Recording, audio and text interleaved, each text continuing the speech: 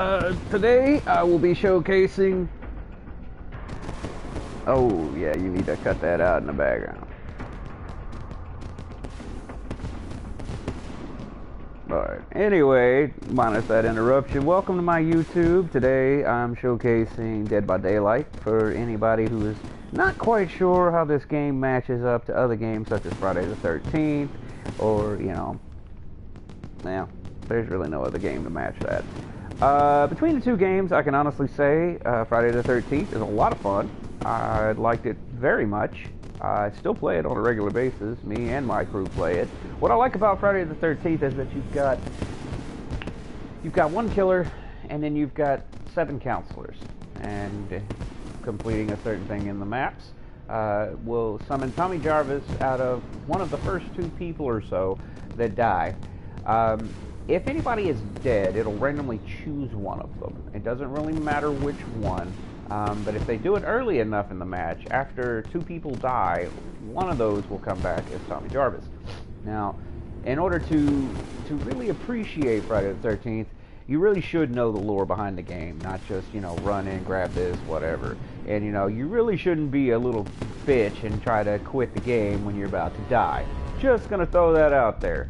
Half of the fun of the game is watching the executions and some of the weird stuff that Jason will do to its counselors. Now, the other day I picked up Dead by Daylight, and honestly, I can say this game, in comparison to Friday the 13th, this game's a bit more stressful.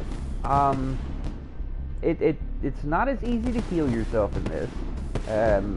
It's very team dependent on some aspects of the game, and it gets a little crazy. As you can see on the screen, I have chosen my #1 villain, Mr. Freddy Krueger, with his burned up looking ass and his preschool Christmas sweater. And yeah, every killer has special perks or abilities that are their niche in the game, so to speak. So here's a list of the killers. Obviously I don't have all of them right now. I wasn't sure if I was going to enjoy the game that much, so I have just taken the one that I wanted.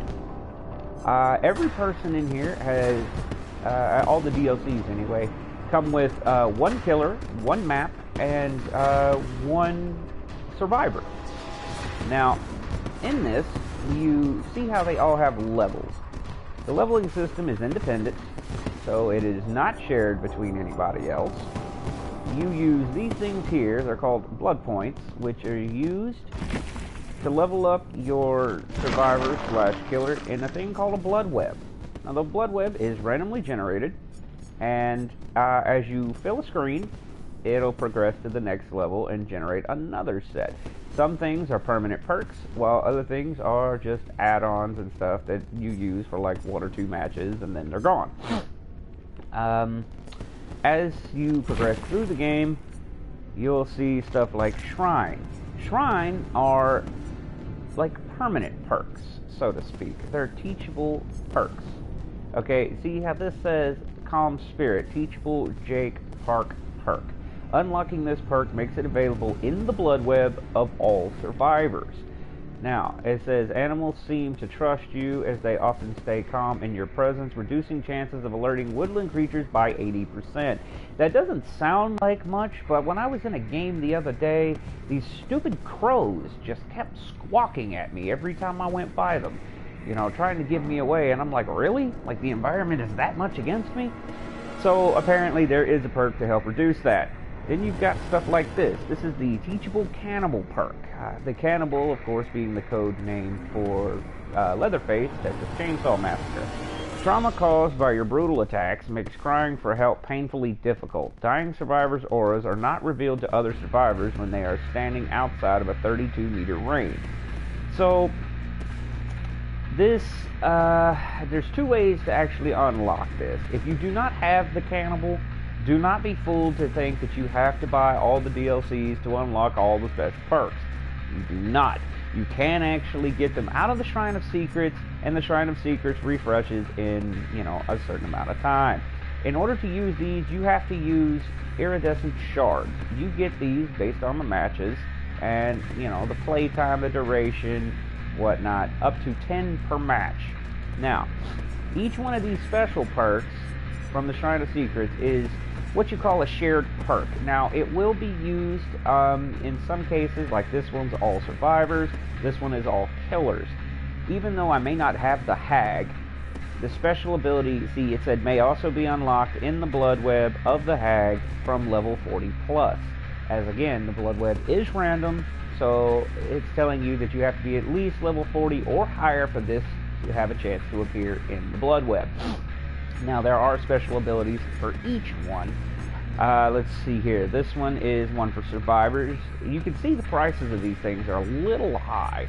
You can only get 10 per match, so you're looking at least 55 matches if everything goes well for you to get enough shards to unlock one of these special perks.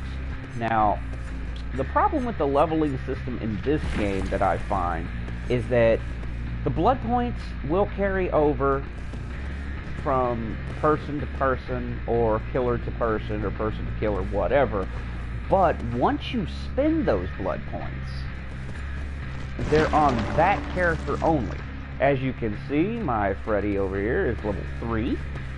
But if I decided, I don't want to be Freddy today, I want to be some Psycho Bunny chick, well, Psycho Bunny chick is only level 1. While I do have the blood points that I can share between both, once they are spent, they cannot be used. So, you know, you kind of want to make sure you're happy with your survivor or your killer before you start. Now, obviously, there's no real limitation to how many blood points you can get. I've seen some people with, you know, 400,000, 500,000, or whatever, and that's great.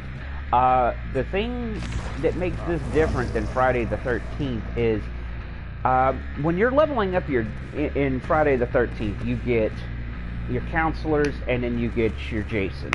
Now, the Jasons can be unlocked by getting points, or actually, the Jasons themselves actually get unlocked based off of level. The level is basically just your player level. There is no levels for individual counselors or anything like that, which is nice. Current level cap right now is 150. The thing is, you earn a perk system in Friday the 13th versus Dead by Daylight. Dead by Daylight, you get blood points per match. The better you do, the more you do, the more blood points you get per match. In Friday the 13th, you get about 100 and something points or so per match, unless you level up. Then you get, you know, like 1,000 or something, which, hey, that's awesome. But the thing is, people spend so much time rolling for perks that they don't really buy all the different executions. Now, most executions from Friday are shared between Jasons. However, there are special ones that are at the bottom of the skill tree, or at the bottom of his skill menu, that are specific to that particular Jason and his weapon set. Now, in this game, your killers are all individuals. Now, like I said, with the Shrine, you have shared abilities that can pop up. You also get special abilities based off of the killer themselves. The more you play said killer, the higher level they get, the better they are at doing what they're doing. For instance, if you see here, it says difficulty intermediate.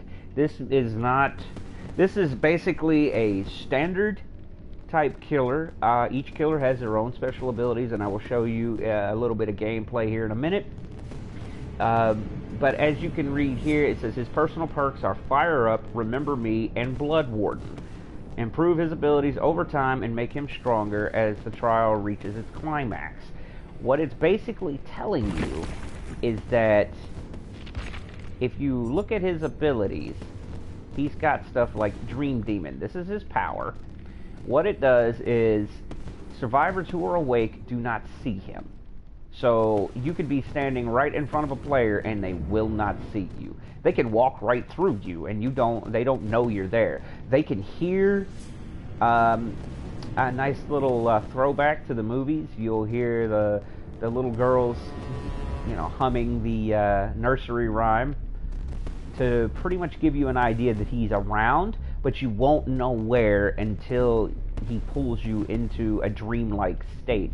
When you are pulled into a dreamlike state, your screen changes. Okay, you go from being able to see everything normally to, everything around the edges is clouded, and you're feeling a little woozy, and your character's running, and when you turn around, you can actually see Freddy Krueger chasing you. In this game, when you swing at a survivor and you hit them, they take a minute to relish the fact that they hit somebody. So unlike in Friday, where if you swing at somebody and you just keep swinging until they die, like when Tommy Jarvis comes back, because everybody knows that Tommy Jarvis starts with a damn pocket knife.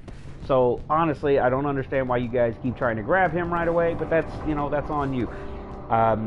In this particular game, when you swing and hit somebody, it takes a minute for your killer to keep going. He's doing the whole, psycho relish thing to kind of scare you. You hit them and they're like, ah, and they're trying to get away. Now see, every killer has their own particular specialties. In Freddy's case, when you pull somebody into the dream world, their auras are revealed, even when they're outside of his terror radius. So that means you can see them across the map. If they're still in a dream state, you can still see them up until you get close, which is very odd, I think, in terms of a killer's ability to be able to see somebody from extreme distances, but when you get close, you have to look a little closer, which I find is actually quite enjoyable, but still. They also suffer action speeds penalties of 50%. To exit the dream world, survivors can find non-sleeping survivors to perform a wake-up action. Some failed actions can actually wake you up, and a hooked survivor will wake up. Now, the problem I find with this is, one way I found to wake myself up is when I tried to heal myself. Unlike Friday the 13th, where you just press the button, it's a little quick spray, you're done. In this game, you actually sometimes have to perform what they call a skill check, which is a little meter that'll pop up on the screen. If you've ever played Friday the 13th and you are trying to repair a car or something, and the little bar hits there, says like R1 or L1 or whatnot, and you press the wrong one, and it goes alerting Jason to where you are.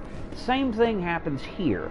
The difference is the healing times versus the repair times are a lot longer than they are in Friday the 13th, making it a lot more difficult to pull yourself out of the brink of death. Again, a lot of fun though. It's a little bit more stressful than trying to play Friday the 13th, as with Friday you've got a lot more support. If Jason grabs you and you got your crew with you, I mean, y'all can just beat on him till doomsday. But in this game, you cannot attack the killers. The killers will come to you and they will take you down. There's no way for you to actually damage them. However, there are ways to put a stop to them trying to get on you right away. There are things called pallets. And if you've ever worked in a factory, you know what a pallet is. For those who haven't worked in a factory, a pallet is a collection of wood put together to sustain or move certain objects. Well, in this game, there's tons of pallets, and as you're trying to run away, the goal is basically to run through a pallet really fast, press R1, and throw it down behind you. Now, as a survivor, you can slide over these pallets, but a killer has to either break it or walk around, giving you much needed time to get away. There is no time limit in this as there was in Friday the 13th. I actually sat there with a lady yesterday. I'm not going to mention any names, but this lady had the patience of a saint, because I was able to avoid her for at least 2 hours, and she never once gave up. She kept following me. Everybody else in the lobby left, but this woman would not let me get away. So kudos to you.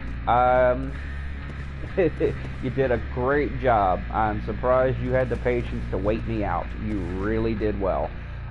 In this game, it's a little bit more complicated trying to escape and trying to, set everything up, as the escape conditions for this versus Friday the 13th. In Friday the 13th, you can make a phone call, you can call for the police, wait a certain amount of time. If you have the perks, hell, you can reduce that time. You know, you can escape by police, you can escape by a 2-seat car, a 4-seat car, a 2-seat boat, or you can just wait 20 minutes and avoid Jason completely and survive that way. In this game, you have no such luxury. There is no time limit per match, and there is only 2 real ways to escape. One is by activating at least 5 generators, which are located randomly across the map, which take a bit to repair. And then you have if you're the last man standing with at least 2 generators active, there is a random hatch that is spawned somewhere in the map that you can escape through to pretty much end the game for you. There are ways to get everything done, but it does take time. It's not something you just do. Basically, your goal as a survivor is to run in with a group and try your best. If somebody goes down, do not worry about them right at that moment. Keep doing what you're doing, because the killer is usually going to pick them up and have to carry them. Now, when a killer picks you up, if you wiggle your left joystick, it throws them off balance, so they can't walk in a very straight line, giving you more time and giving your team more time to get stuff done and to keep you from getting hung on a hook. Now, once hung on a hook, struggling can help you, but it can also kill you. Be mindful of that. If somebody sees you get hooked, which once you do, everybody can see that you've been hooked, somebody can pull you off of that hook and help you get back up.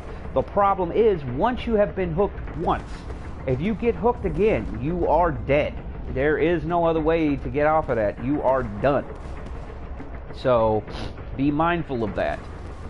Overall, the gameplay is a lot of fun, which I'm going to get into now that I've done a little bit of a explanation.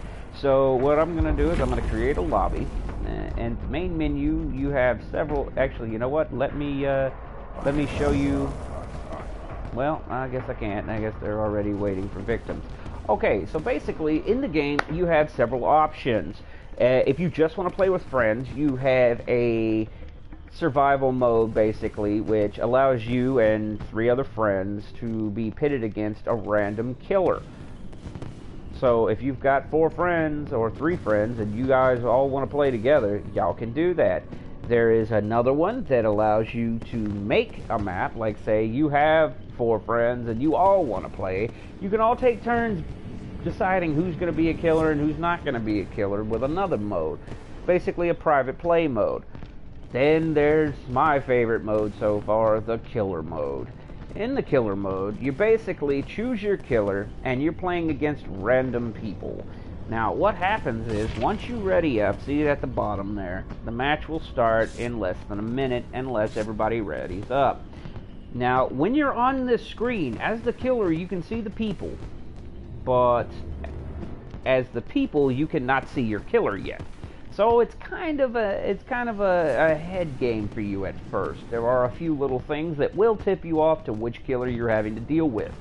When the loading screen pops up, there is a little tip at the bottom of the screen that will give you an idea of what you're playing against.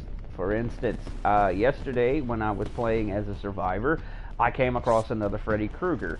The little tip at the bottom of the screen said dealing with the nightmare, giving me a slight heads up as to what type of killer I'm dealing with.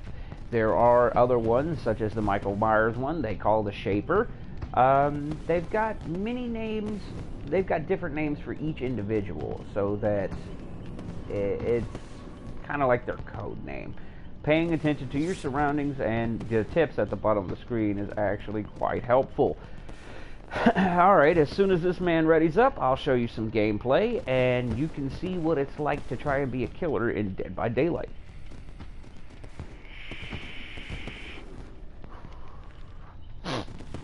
Alright, come on, Zach man. 1712. Let's go. Ready up, guy. I'm feeling the itch in my fingers.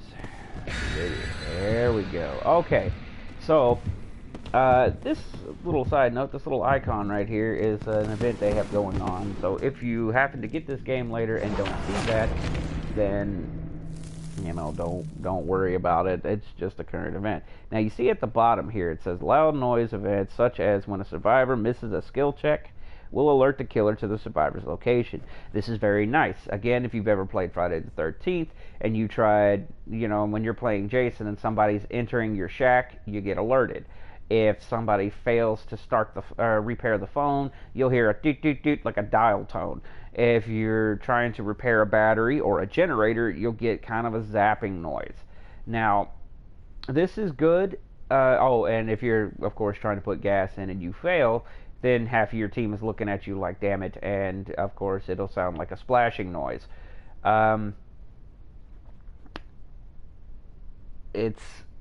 In this game, it pretty much lights up in front of you, okay? Because there is no real map to this. All you really have is what you see. And as a killer, you can see a lot more. As a survivor, you don't have that luxury. You really don't. You're kind of just keeping your eyeballs around. Alright, so now here we go with the gameplay. This is me starting out. And you can see at the bottom it says pull into dream, or pull in the dream. That means that if I see a survivor, all I gotta do is hold down L2 and it'll pull them into a dreamlike state. Keep in mind, as Freddy Krueger, you cannot hurt anyone without being able to pull them into the dream first. It will not let you. You are basically a figment in their mind and you cannot harm them. But if you know anything about Nightmare on Elm Street, you'll know that his is all about fear. Now, you see these two guys right here. They may hear me, but they don't know I'm here. You see, I am standing right behind this chick, and she does not know I'm here. You know why she doesn't know I'm here? Because I am invisible. This guy is humping the wall, but neither one know that Freddy Krueger is standing right at them. This guy is looking right towards me and does not know I'm there. Why is this funny? Because literally, look at his face. The guy is like, oh, is he here? Is he here? I'm looking right at you. Where are you? And now he's trying to get behind the black lady. And the black lady's like, look, bro, you got to get your ass off me. So now what I'm going to do is I'm going to pull this retarded dude right into the dream world. Because really, it is really funny when he just now realizes that Freddy Krueger is on your ass.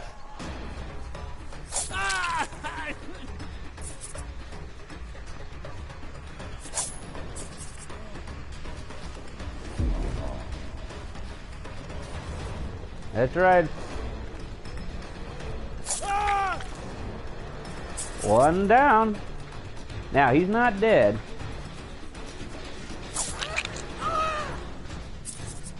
He's hurt. And now the lady's hurt.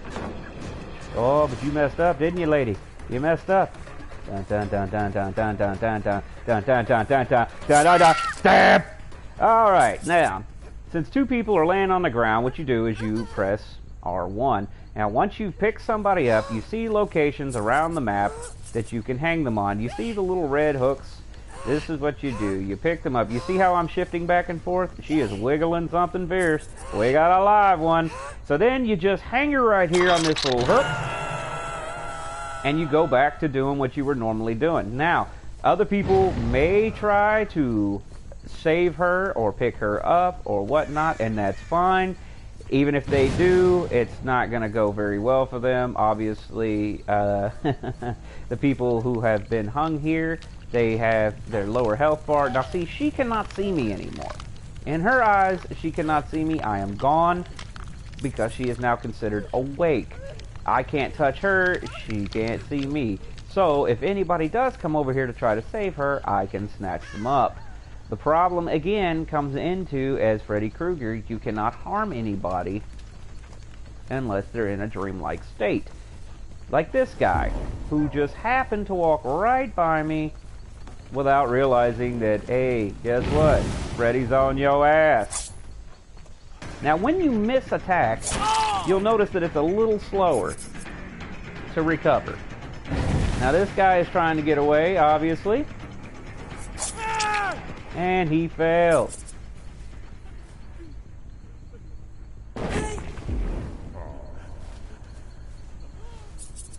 Now this guy is trying to sabotage my hooks.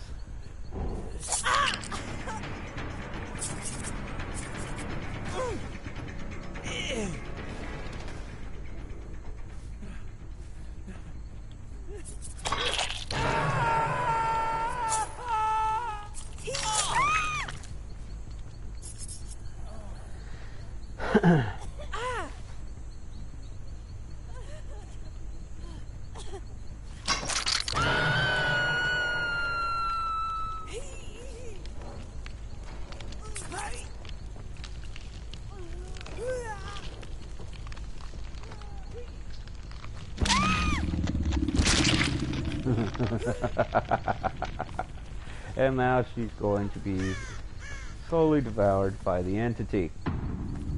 And now she is dead. That means 1 down, 3 to go. Alright, now, as you notice, one of the other guys had managed to be removed from the hook, allowing him to get another chance. Unfortunately for the woman who saved him, he did not save her back. And of course, she dies while he runs. And here he is now. You see, this man does not know that I'm actually behind him.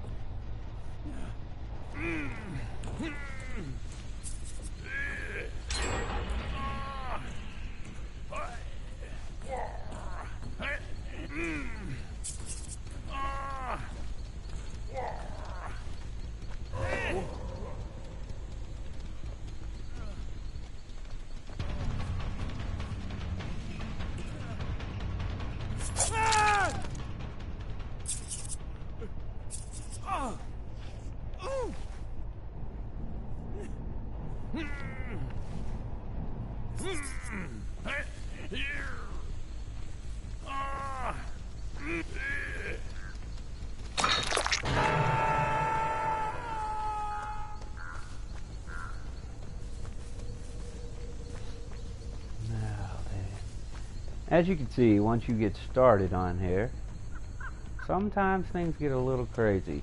As you saw, I saw earlier 2 other people running side by side. I couldn't really do anything about it at that time because of this dude hanging off the hook now.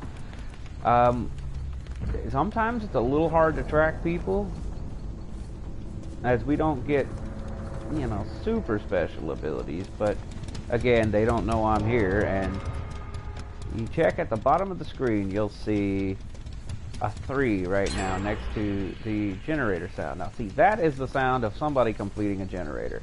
Once 5 generators are completed, they can escape.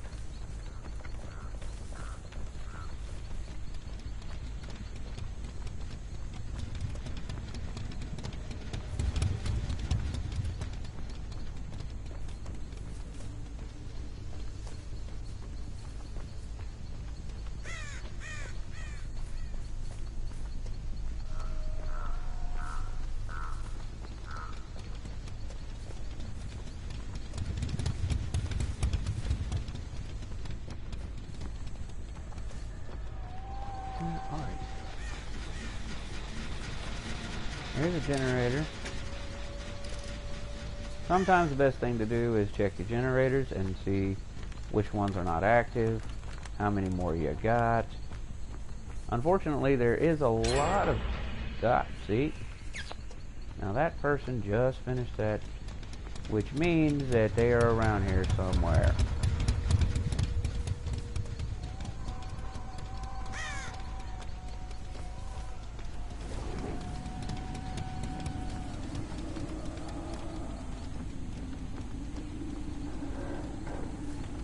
very stealthy.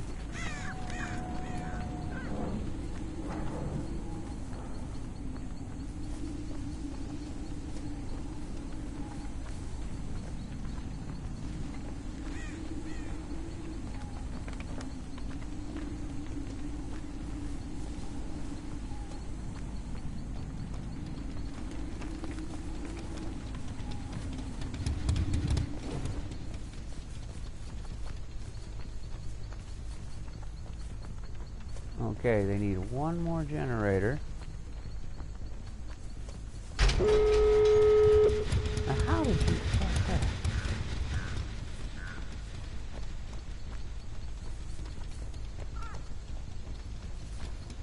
That was the game. Okay. Now, what that is telling me is that these guys have managed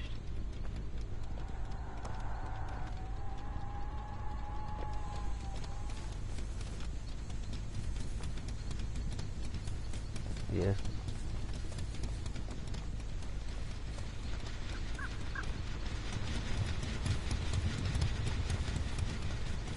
See, now I have to decide.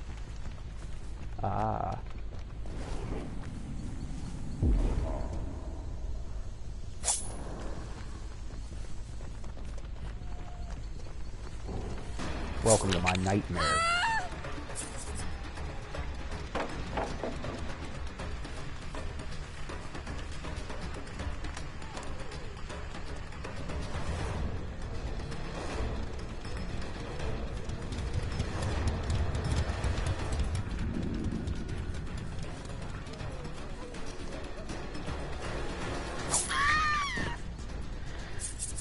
You saw it, lady. I don't think so.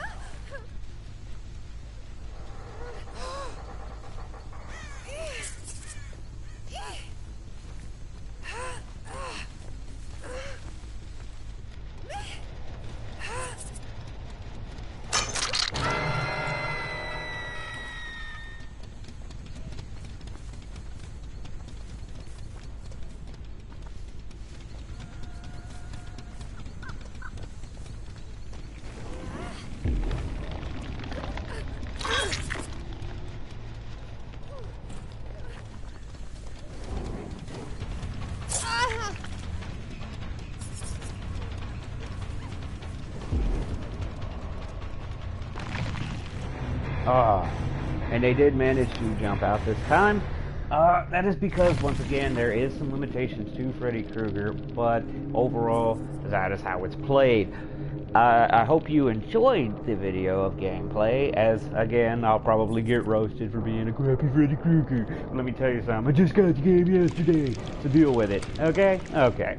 Now, as you notice at the end of this, it says your online killer rank, alright? These tells you how much your score was versus the score of everybody else. But it also shows you that all of these people are much higher level than I am.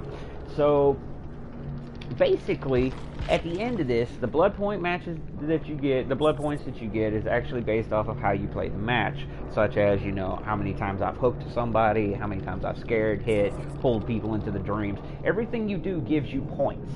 Okay, and you'll use these points, as I'll show here in just a second, to level up your person to make them better so that you don't have a very low killer getting beat by a bunch of random looking guys. Yes, I'm talking to you, Fei Wong, or whatever your name is.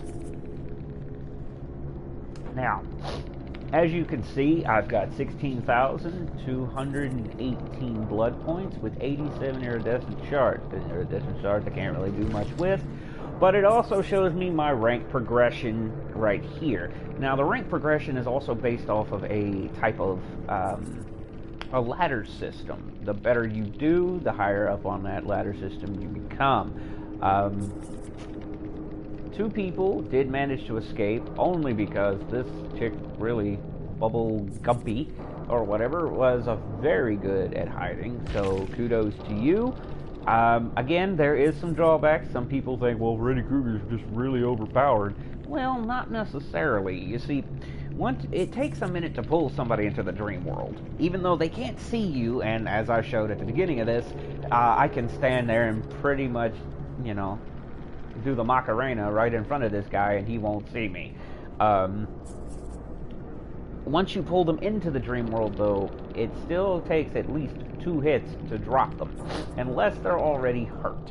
If they're already hurt, 1 hit is enough and they will go down. What I did, I messed up as I went for the chick that wasn't hurt instead of going for the chick that was still on the hook. If I had grabbed her instead of the other one, I would have been able to re-hook her onto that and she would have been dead and only one would have escaped.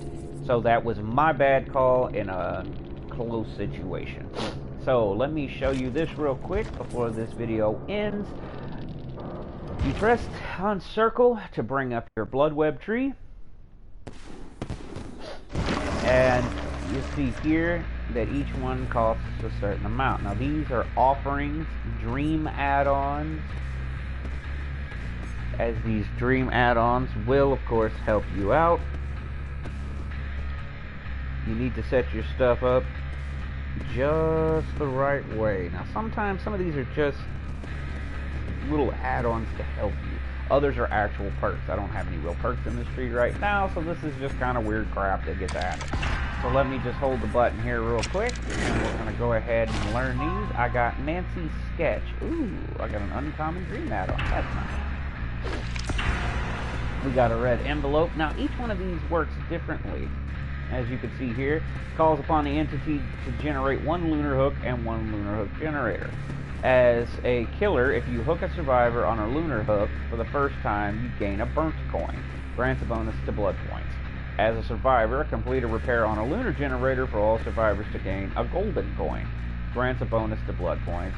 Only playable during the Howling Grounds event, which is, of course, what they have. It ends in 7 days, and somehow I have 1 burnt coin.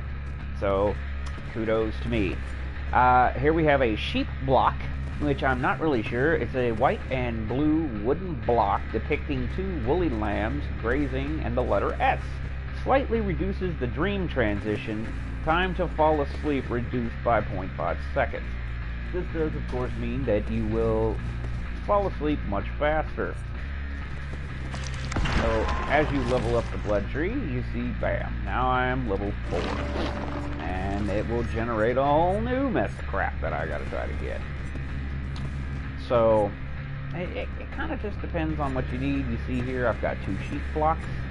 It's all randomly generated, so it is kind of a good idea to make sure that you save certain add-ons. We'll just go ahead and grab this, as it really does not matter. And there you go. In order to actually add your stuff, you click on Loadout. Here is your permanent perks that you can get. You see I get a perk at 15, or perk slot at 15, 20, and 25. And this, of course, will be all your perks. Right now, all I have is Unrelenting. I recuperate faster from missed attacks made with my main weapon. The cooldown of missed attacks is reduced by 20%. As you notice that sometimes when you swing and miss, your character takes a minute to admire the fact that he missed and now have to chase after this individual again. All in all, not a bad game, a lot of fun to play, but again, if you're looking at between Friday the 13th and Dead by Daylight can be a bit more stressful, has its own niches versus Friday the 13th, which is more casual and fun to play. So enjoy yourself. I hope you enjoyed the video, and good luck gaming.